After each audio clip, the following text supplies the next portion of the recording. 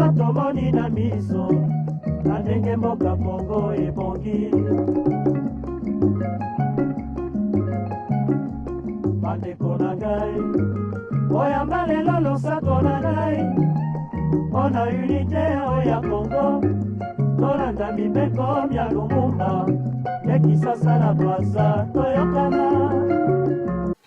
Bonjour à tous et bienvenue dans votre nouvelle émission Voir l'Afrique avec les yeux du futur. Je suis toujours Sébastien Périmoni et aujourd'hui on va aborder un sujet très important qui est l'avènement d'un monde multipolaire. En effet, aujourd'hui je vais vous lire quelque chose qui a été écrit en 2021 mais qui est d'importance stratégique pour le futur du continent africain. Donc qui est un document qui s'appelle Russia-China Bilateral Cooperation in Africa, donc la coopération bilatérale de la Russie et de la Chine pour le continent africain, et donc qui a été publié en 2021.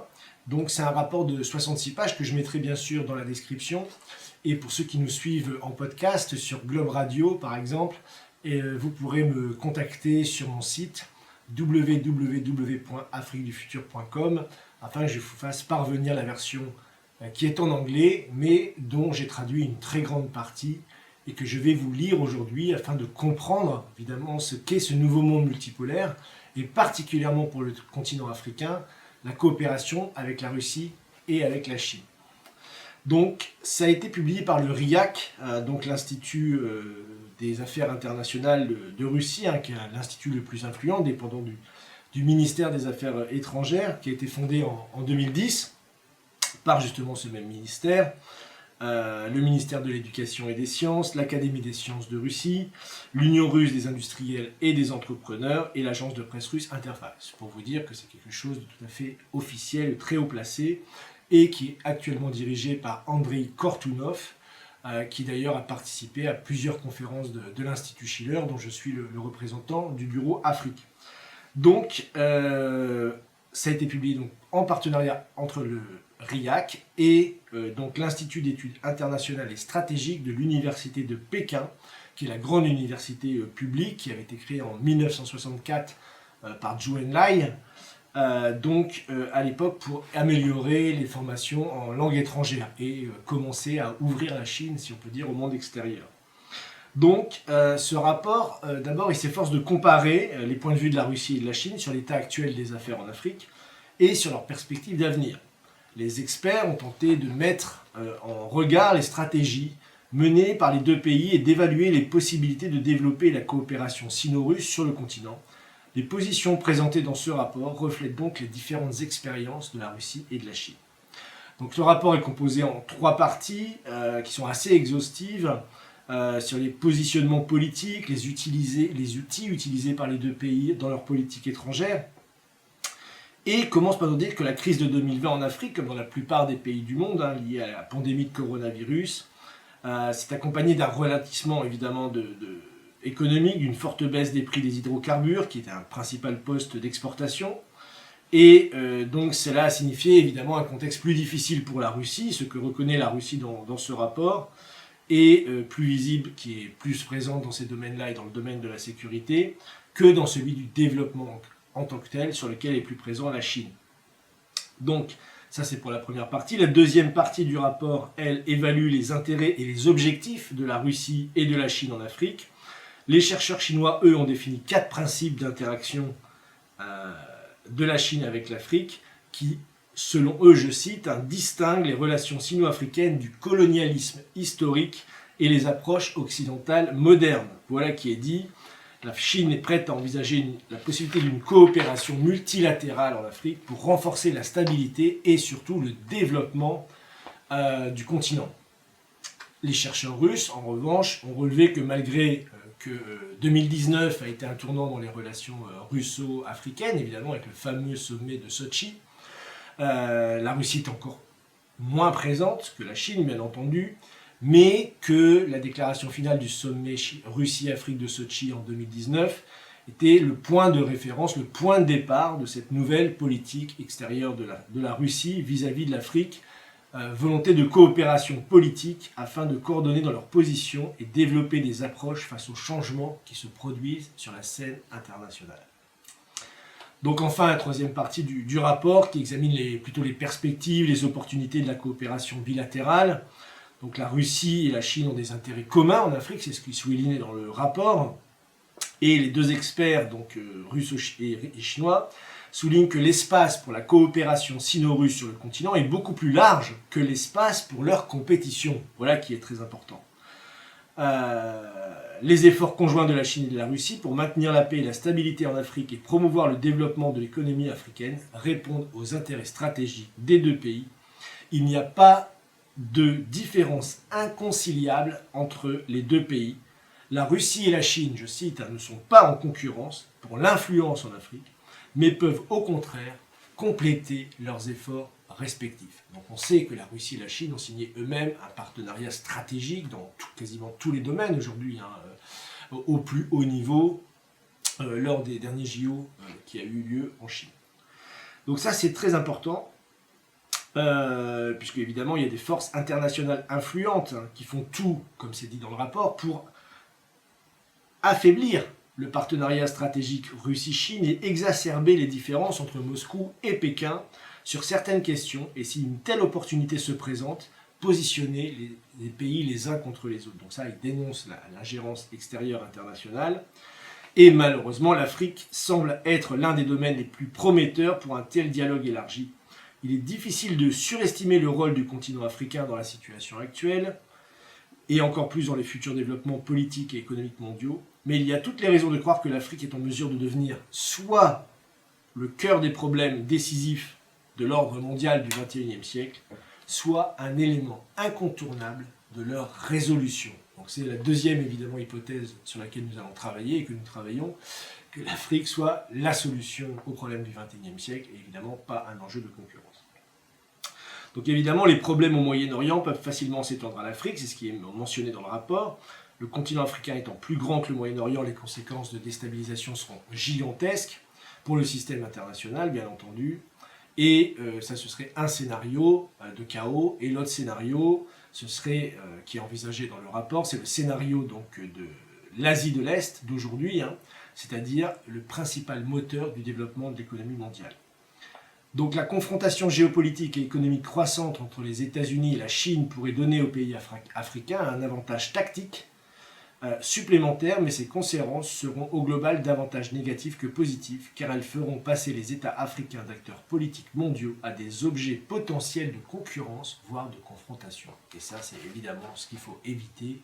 Si on veut entrer dans un monde multipolaire, il faut que tout le monde travaille au développement de l'Afrique, les États-Unis, l'Union européenne compris, et pas cherche à déstabiliser, diviser pour mieux régner.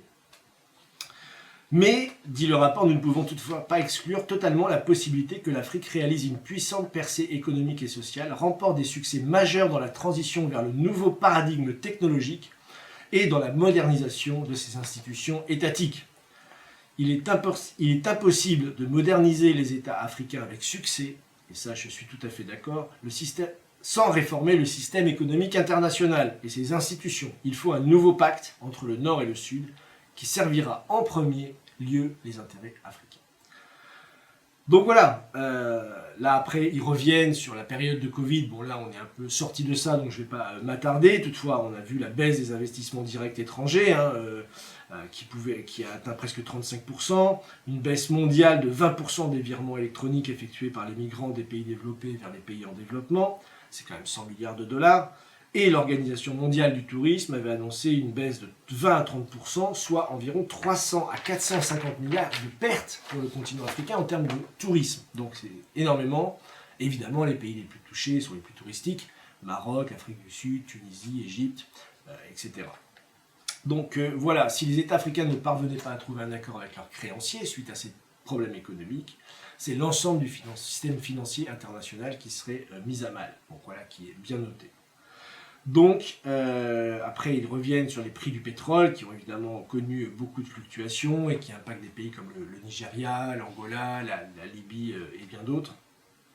Et ainsi sur le fait qu'aujourd'hui, l'Afrique est obligée d'importer chaque année l'équivalent de 35 milliards de dollars en denrées alimentaires et ses importations, si les choses continuent telles quelles, pourraient s'élever à 110 milliards d'ici 2025. Donc on est loin, loin, loin d'une dynamique vers l'autosuffisance, qui est justement ce que proposent de faire la Russie et la Chine en allant sur le continent.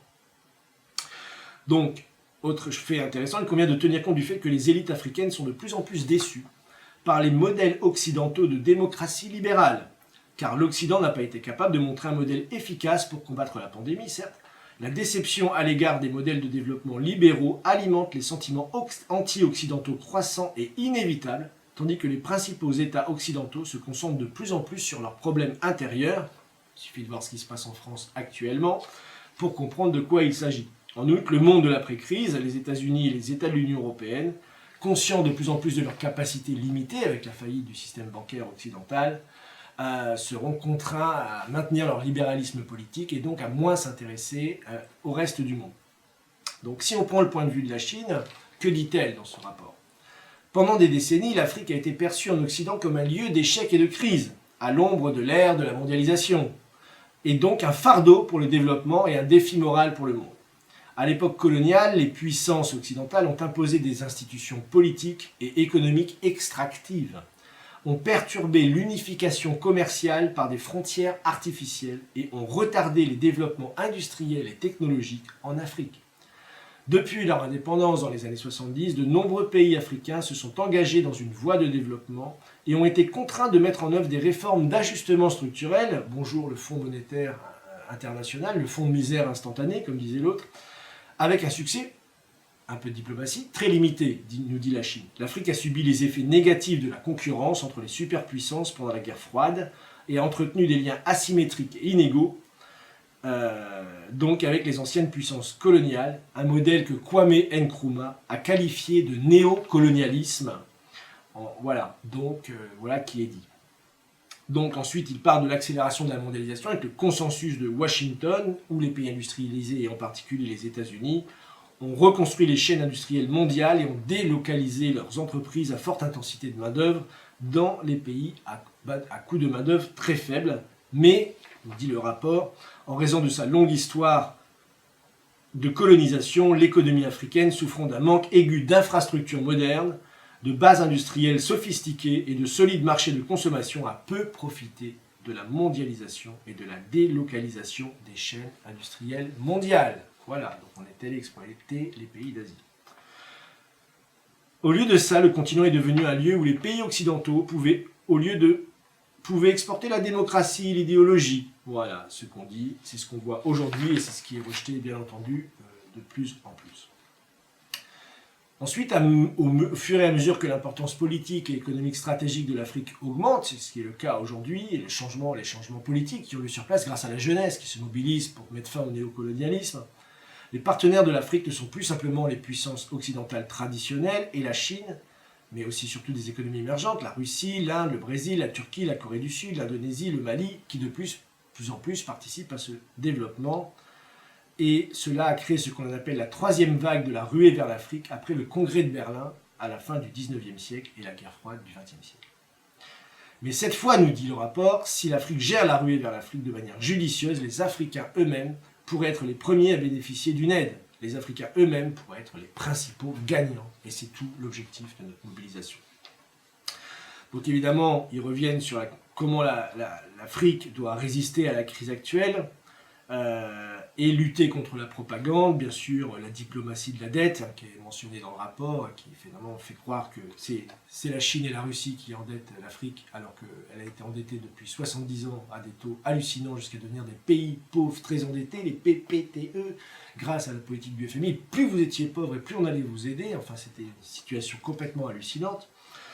Et évidemment, pendant ce temps-là, on montrait que les prêts chinois, évidemment, n'ont pas du tout d'impact dans l'endettement majeur de la situation. Donc, ensuite, on revient sur quelque chose que j'avais développé dans une précédente vidéo, qui s'appelle les routes de la soie en Afrique, où ils reviennent sur le rapport McKinsey, le développement des infrastructures, tout ce qu'a construit la Chine depuis 2000 avec les accords du FOCAC. Je vous renvoie donc vers cette vidéo, les routes de la soie en Afrique, donc qui a été publiée il y a quelques semaines.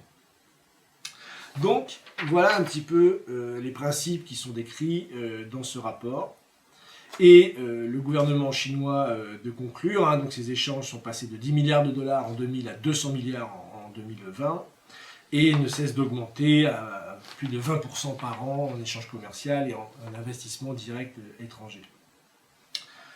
Donc la Chine dit, pour terminer, qu'elle a critiqué ouvertement l'intervention militaire de la France au Mali. L'engagement de la Chine au Mali comprend de grands projets de développement et des programmes de bourses d'études et de formation, de participation à l'opération du maintien de la paix. Voilà, donc un peu aussi une petite attaque sur le fiasco de l'opération Barkhane qui a conduit justement les révolutions au Mali, au Burkina Faso et dans la région. Maintenant, on va prendre un peu le point de vue russe quand même. Donc, comme je l'ai dit, l'année 2019 a marqué un tournant historique dans les relations Russie-Afrique avec le fameux sommet de Sochi, où justement ce néocolonialisme avait été fortement dénoncé. Je vous renvoie d'ailleurs vers l'excellente vidéo de Nathalie Yamb, qui avait d'ailleurs prononcé un discours très important sur le néocolonialisme, contre le néocolonialisme lors de ce sommet Russie-Afrique, et qui est disponible sur son site ou sur YouTube. Donc, comme l'avait dit le président russe dans une interview lors de ce forum, nous ne subordonnons pas notre soutien ni les projets de développement conjoints que nous octroyons à des conditions préalables à la satisfaction des conditions politiques ou autres, ni à des préférences commerciales ou des économiques prétendument exclusives, mais en réalité asservissantes. Nous n'imposons pas nos vues en respectant le principe des solutions africaines aux problèmes africains proposés par les Africains eux-mêmes. Voilà ce qu'avait dit Vladimir Poutine lors de ce sommet Russie-Afrique, qu'il est clair. Donc sur le plan politique, la Russie et les États africains ont engagé en faveur d'un nouvel ordre international polycentrique, comme c'est dit, ou multipolaire, comme je le dis moi. Autrement dit, la Russie et le continent africain préfèrent un monde avec des centres multiples de pouvoir, en interaction les uns avec les autres, chacun évoluant sur sa propre voie en termes de développement politique, économique et social, et non 2 ou 3 centres de pouvoir dont les interrelations, qu'elles soient amicales ou hostiles, déterminent les vecteurs de développement et pour le système unipolaire. La Russie et l'Afrique prônent tous deux la non-ingérence dans les affaires intérieures des autres pays et la priorité de la souveraineté nationale. Cette question est très importante pour les États africains qui se méfient du néocolonialisme. La Russie n'a pas de passé colonial, c'est à nouveau souligné, la Russie n'a pas de passé colonial et a toujours soutenu les États africains dans leur lutte anticoloniale. Par conséquent, les États africains considèrent en retour la Russie comme protectrice des souverainetés. Par exemple, lors de la session de l'Assemblée générale des Nations Unies le 19 décembre 2017, 70 États ont soutenu la résolution anti-russe de l'Ukraine, promue de manière agressive par les États-Unis, tandis que 76 États se sont abstenus et 26 ont voté contre. Seuls 3 États africains ont voté pour la résolution, le Botswana, le Libéria et les Seychelles. 33 États se sont abstenus, dont l'Algérie, l'Angola, l'Égypte, l'Éthiopie, le Ghana, le Kenya, la Mozambique et le Nigeria, tandis que 12 n'ont pas voté, Djibouti, Maroc, Somalie, Tunisie. Donc voilà, qui montre cette idée de non-ingérence et de respecter la souveraineté et de ne pas intervenir dans les affaires extérieures d'un pays. Donc, les relations se sont accélérées, je le disais, à partir de 2019, même si elles sont encore un petit peu faibles par rapport à ce qu'on peut voir en Chine. La coopération entre la Russie et l'Afrique dans le domaine de l'agriculture, l'agroalimentaire s'est beaucoup développée. La Russie s'intéresse aux produits issus de l'agriculture tropicale, bien sûr, café, thé, cacao, agrumes, et les États africains ont pu augmenter leur vente de fruits et légumes à la Russie, remplaçant largement les produits des États de l'Union européenne. En outre, la Russie a activement exporté ses propres produits agricoles vers l'Afrique, céréales, qui reste le principal, on l'a vu dans la crise dernièrement, mais la Russie n'est pas le seul à le faire. Le ministère de l'Agriculture prévoit de multiplier par 2 les exportations de farine, d'aliments pour animaux et d'engrais, de produits d'élevage, de machines d'équipement agricole d'ici 2024-2025. Donc ça c'est très important parce que ce qui manque c'est les tracteurs, c'est les machines-outils, le secteur des machines-outils de transformation des produits sur place qui n'est toujours pas développé. Donc la Russie le dit, veut développer aussi ses technologies, normalement, et notamment, et là je vous renvoie encore vers la vidéo que j'ai fait sur le nucléaire en Afrique, évidemment le savoir-faire dans la construction de centrales nucléaires et d'autres infrastructures, centrales hydroélectriques, usines légères, industries et entreprises agroalimentaires. technologies de raffinage de pétrole, de construction d'oléoducs, ainsi que les technologies et services liés au spatial, tels que le lancement de satellites africains. Voilà, j'ai consacré également une vidéo à ce sujet.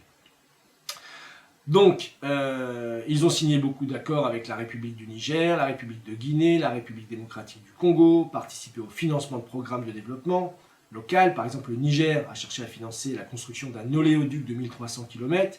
La Guinée et la RDC cherchent à renforcer leurs infrastructures de transport, notamment les chemins de fer et les routes dans lesquelles veut s'engager justement la Russie. Donc, voilà pour ce qui est des technologies. Donc, la coopération militaire, j'en viens donc à ce qui tarabistouille, voilà, nos élites européennes, c'est le syndrome, le fantôme Wagner partout, mais il y a une coopération directe militaire et militaro-technique entre la Russie et l'Afrique qui revêt évidemment une importance stratégique, pas simplement pour la Russie, mais pour l'Afrique également. La Russie s'efforce d'aider les États africains, je cite, à obtenir la sécurité dont ils ont besoin. La Russie a conclu des accords de coopération militaro-technique avec 40 États africains et avec certains d'entre eux également conclu des accords de coopération en matière de défense. En octobre 2019, les États africains avaient commandé pour 14 milliards d'armes russes. C'est peut-être pas la meilleure chose, je vous l'accorde, parce que quand on commande des armes, c'est qu'il y a des morts derrière. Mais bon, en tout cas, il y a ce partenariat. Il y a une instabilité régionale qui malheureusement s'intensifie. On le voit dans la région du Sahel, mais on le voit un peu partout de toute façon. On le voit en RDC, on le voit dans différentes régions du continent.